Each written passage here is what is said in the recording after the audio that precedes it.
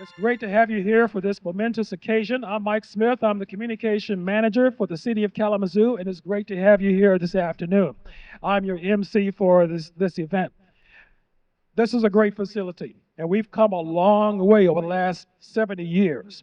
So, we're glad you are here to join us here in the new $26 million disc filter building. Okay, disc filter tertiary treatment process. Okay, great. Okay, and we're going to have a tour of this facility following these remarks. So, we've also hope you had a good chance to get some food and see some of the exhibit displays inside the building there. Those exhibits, those displays showcase the historic photos of the plant. There were aerial views of the plant that you could see and a printed timeline of the plant's history, and also interacting with public services staff as well. So hope you had a chance to do that. And I mentioned food a few minutes ago. Many thanks to our food vendors, Motormouth and Robert's Brothers Barbecue for providing us with some delicious food this afternoon. So if you haven't done that yet, please feel free to check them out before you leave as well. Now, I want to introduce our speakers here today from the City Manager's office, David Marquardt, who is the new Deputy City Manager. And David has been with the city since July, and so we're very happy to have him here with the city. And following David's remarks, we have Kalamazoo Mayor David Anderson, and also from the Kalamazoo River Watershed Council, Dr. Doug McLaughlin. And do you go by Doug or Dr. McLaughlin? Doug is fine. Okay. And Doug is going to provide our keynote address. And then following the keynote address, we'll have a ribbon cutting led by Jim Cornell, who is the Wastewater Division Manager in Public Services. And Jim will be assisted by Public Services staff and retirees. And we also will invite distinguished guests to participate as well. And then after the ribbon cutting, we invite you on a tour of the tertiary building. So let's begin with remarks by Deputy City Manager David Marquardt, followed by Mayor Anderson, and our keynote address by Doug McLaughlin. Okay? And here we go. Thank you, Mike. Good afternoon, everybody. I would ask if we could shut this down, but I'm a little afraid of what might happen, right, Director Baker? Okay, he says no, we won't do that. It is truly a pleasure and a privilege to be here today with all of you, representing the City Manager's office and the City of Kalamazoo. We are thrilled to be celebrating this 70th anniversary of the Kalamazoo Water Reclamation Plant and the absolute positive impact that it has had on the City of Kalamazoo for 7 decades. That's a really long time and rather impressive. Kalamazoo's Water Reclamation Plant has helped to preserve the natural beauty and biodiversity of our region, specifically the river that we stand near and several other interconnected bodies of water. This is all very much a testament to the City of Kalamazoo's commitment to clean water, a healthy ecosystem, and a sustainable future for the residents of our city and surrounding communities. The opening of the Kalamazoo Water Reclamation Plant definitely marked a turning point in protecting public health. And over the decades, we have implemented evolving technology and the latest engineering standards to treat our wastewater and make it return to the river in ways that are environmentally safe and healthy for our communities. We should all be very, very proud of the work being done to protect our environment and to protect public health. Work that is definitely quietly going on every single day. A great deal of thanks for this goes to Public Services Director James Baker and his Deputy Director Teresa Johnson. Teresa in the back there, thank you. But more importantly, the entire Public Services team for their unwavering resolve to protecting Kalamazoo and surrounding communities. Please join me in a warm round of applause for our staff and in celebration of this important milestone.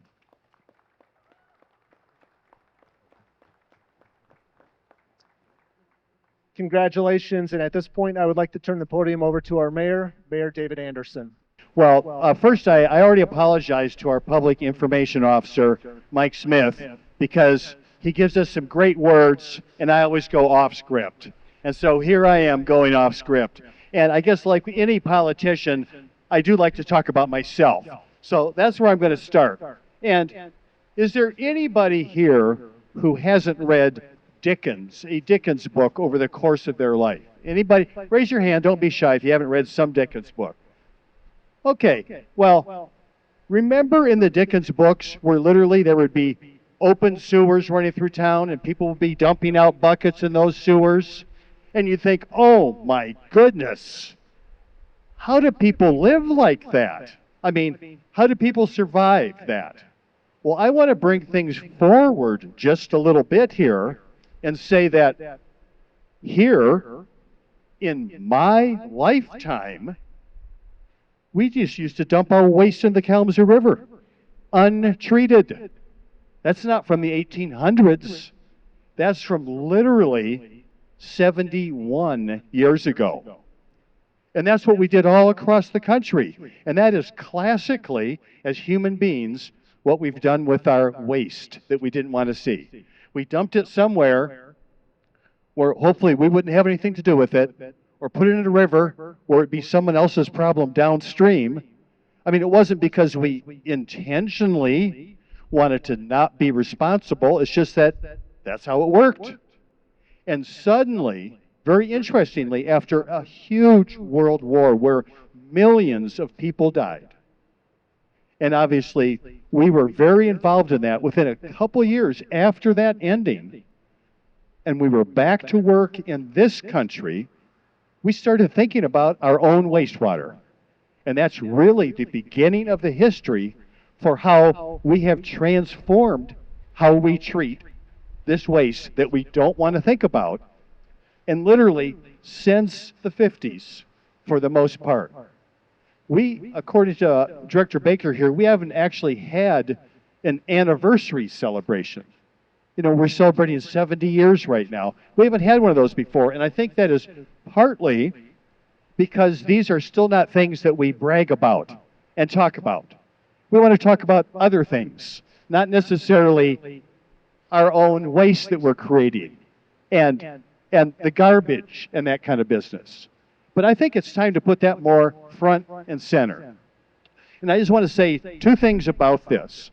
One is that this isn't necessarily a pretty picture, but I will say this is a beautiful picture. And here's how it's not a pretty picture. This plant and everything that has been contributed to this being here, this is mud and guts and skin knuckles and money raised from some place or another, and people staying here all night long because this has to be working every minute of every day. 27 million gallons of wastewater goes through this plant every single day. So this is a story of hard-working people really in the shadows taking care of business for everybody's business. And not just that, this has been a wealth creation entity for our area. I think we're only one of 2 or 3 wastewater treatment plants in the entire state that can handle the kind of industrial waste that goes through this plant. We would likely not have a very large production facility making medicines for people around the world here in Kalamazoo if we could not treat that here. Now we've just come to accept it, we expect it, but literally not that long ago, our habit was to just dump it out the back door. And it was not very long ago. And I just want to say one other thing about this as a metaphor. And that is this, that, I mean, I think we think a lot about, you know, the ways that we care about each other and the ways that we show up and how we demonstrate that. And that might be tutoring a school, or that might be providing food for folks who are having a shortage of sufficient calories and food to eat. But I want to say that this activity is an absolute metaphor for how we care about each other. When we're working here, it's not just for the people here. This is for our entire community to be healthier, for our environment to be healthier. This is an example of our commitment as a people to caring.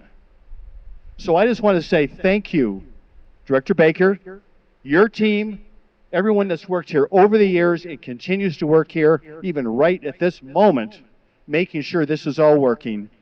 And this is something we need to talk about more. And I'm glad we, after 70 years, have decided, yeah, we're going to celebrate this. So I'm looking forward to us continuing to have that conversation and lift the importance of this work we do together. So thank you for being here to recognize that. It's really exciting for me to be here to represent the folks that I represent. I'll tell you a little closer. Okay. I'll tell you a little bit more about that in a minute, but I'm honored to be here and also just excited about the perspective that I think I get to offer from this position. So I'm the executive director of the Kalamazoo River Watershed Council. It's a mouthful, but it's an important one. We are a very small 501c3 nonprofit organization. Our office is here in Kalamazoo, right on the other side of the river, actually, at the Land Bank building, the Kalamazoo County Land Bank building. We are a nonprofit, science-based organization, and we've been around since 1993, so 30 plus years. Our roots are initially in the historical pollution of the river, so specifically PCBs, or polychlorinated biphenyls, and the dams, multiple dams that exist on the river that most of which now are not providing any function at all, other than to hold back the PCB contaminated sediments. So a big part of our funding comes from, over all these years, has come from the Michigan Department of Environment, Great Lakes, and Energy to help us serve as a public voice, but also a resource for the public to go to answer questions about the improvements that are or are not happening on the rivers. So that's been our role for a long time. In that capacity, what I'm excited to bring to today is a perspective from the other side of the discharge pipe, from the river side. And there's a lot of encouraging things that we are seeing, which I want to help describe. One of the questions I frequently get is, so how is the river doing? That is an important question, and we get that because people are genuinely interested in the river. People also genuinely have memories of this river that give them a hesitancy for interacting with the river, for getting out into this environment. Many of us understand that history, but the encouragement that I provide or want to provide is that we're in a different place right now with respect to the potential sources of pollution that exist and can impact the river than we were 50 years ago, 70 years ago. You heard the mayor say a little bit of something about where our society really was in terms of looking at wastewater treatment 70 years ago and the role that that played within a community. So a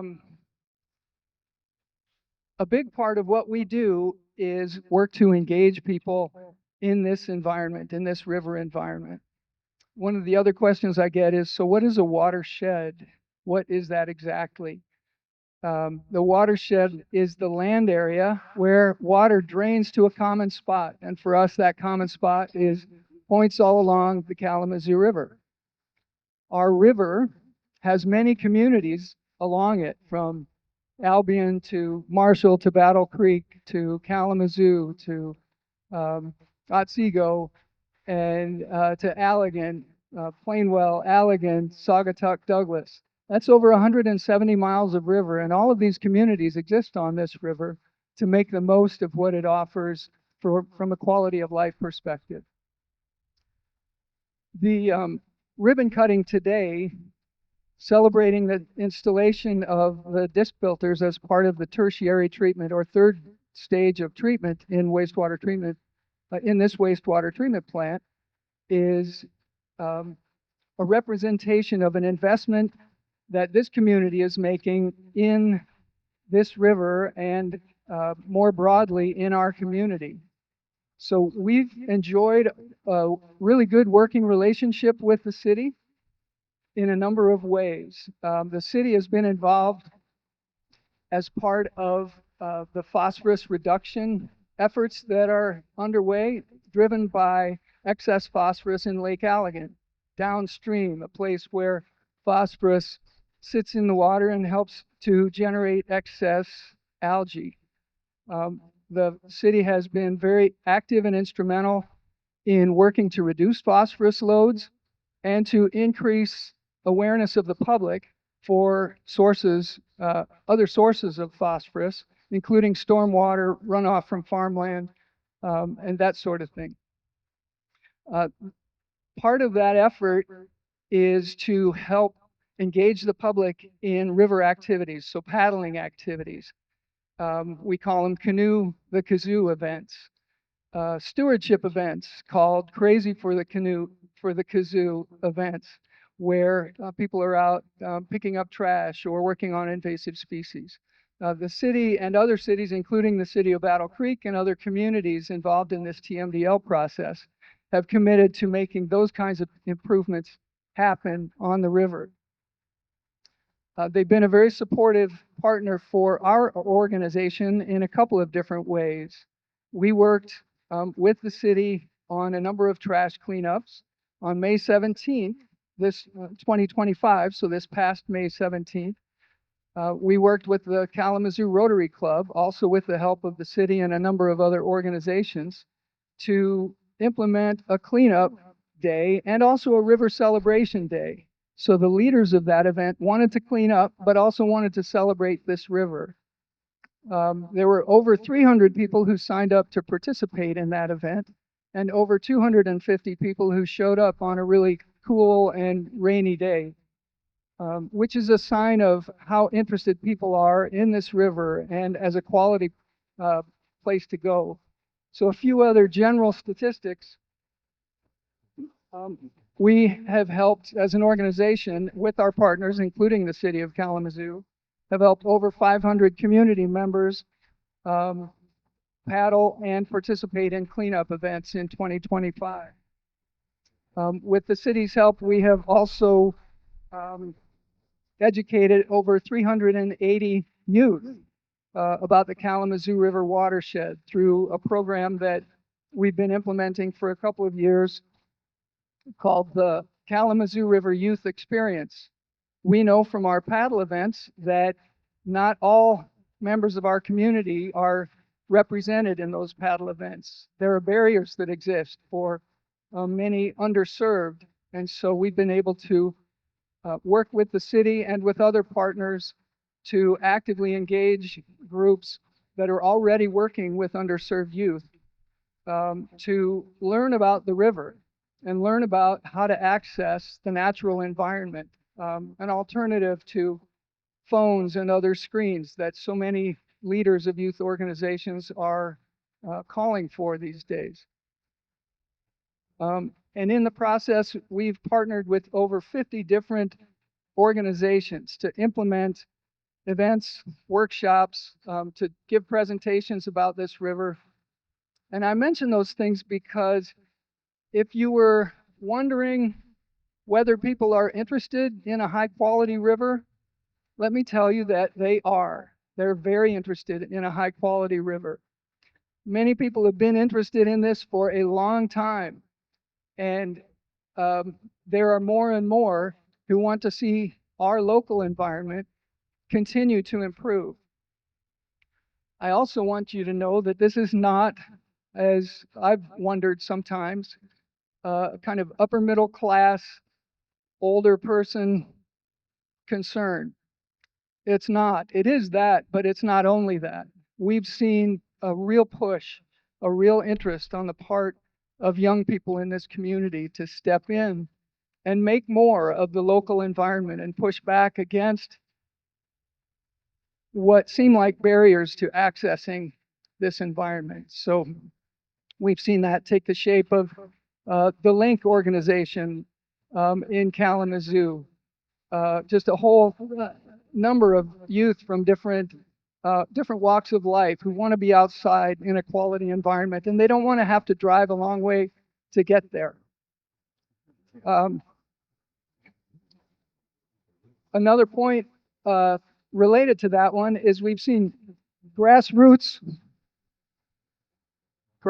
efforts step up on the trash cleanup side. So there is an organization called Trash Love Kazoo that organizes monthly trash pickup events here in the Kalamazoo area. And they've done that with the help of the city sustainability department and the city waste management group. Our events related to youth activities have been supported by the city parks department, where they have loaned kayaks and life jackets and paddles to help us gear up and be out on the water, including at Woods Lake City Park, to introduce people to water recreation, quiet water recreation even. So many of you may already fish on the river. You may know it's an active sport fishery, especially for smallmouth and northern pike.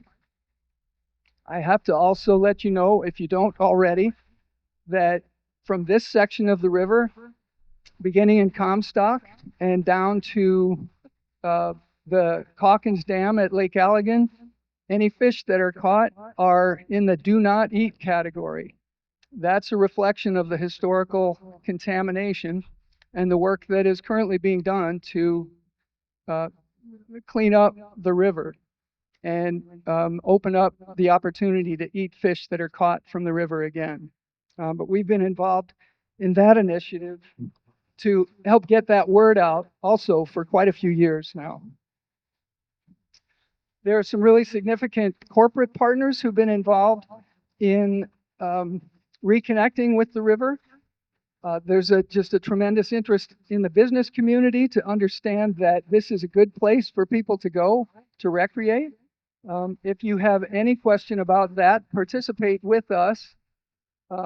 We have a couple of trips remaining this year, but again, each year, and in 2026 we will as well, host paddle trips to make it easy for people to experience the waterways around here, but also upstream and downstream.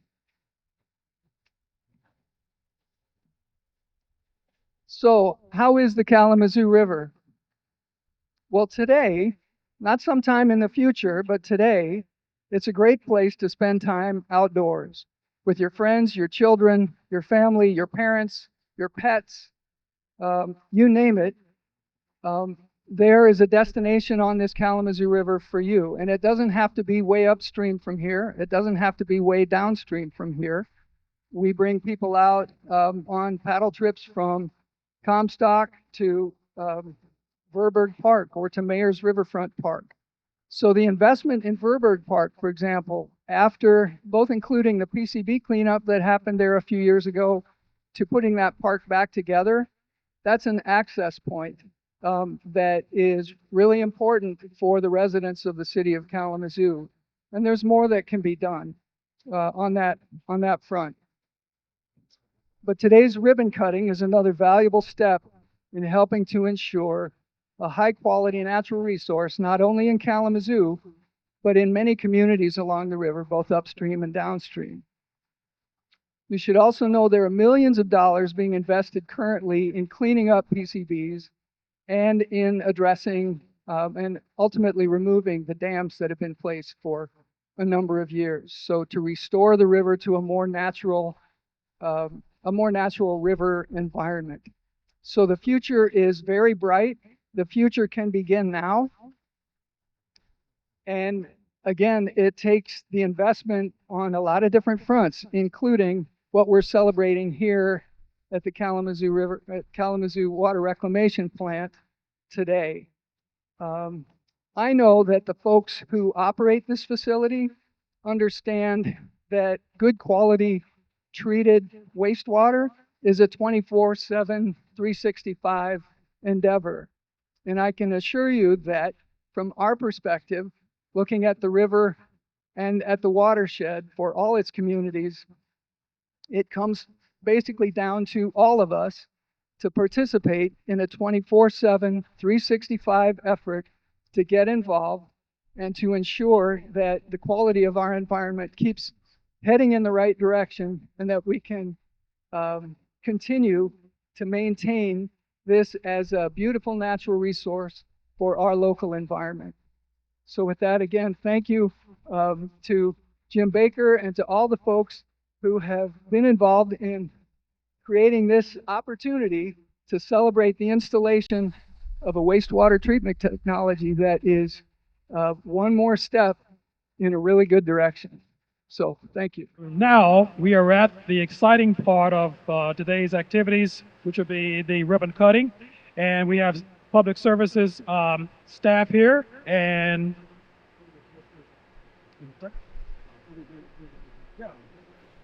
commissioners, Prado and Cooney, would you like to come up as well? Please, thank you. Come on up. You guys approved the money for this. Everybody ready? Yeah. Okay, so here we go. 3, 2, 1. All right.